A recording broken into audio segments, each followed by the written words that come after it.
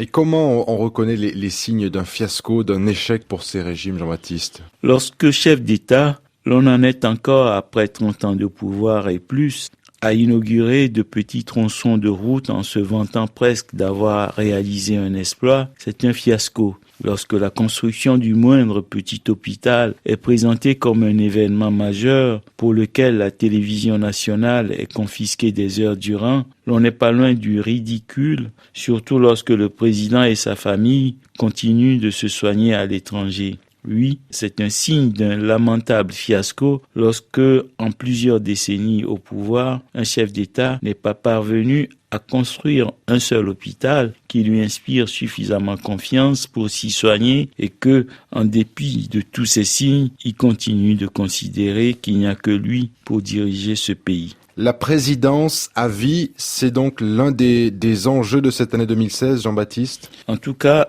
tout dirigeant valable devrait être capable en 10 années de pouvoir, en 15 ou, à plus forte raison, en 30 et plus, de préparer, sinon de former, en dehors de sa progéniture, 2 ou 3 personnes susceptibles de lui succéder et de poursuivre ce qu'il pourrait considérer comme son œuvre. Quant à l'entourage qui partout proclame que le dit dirigeant est irremplaçable, il est coupable, dans sa soumission déshonorante, d'un crime contre l'intelligence au minimum.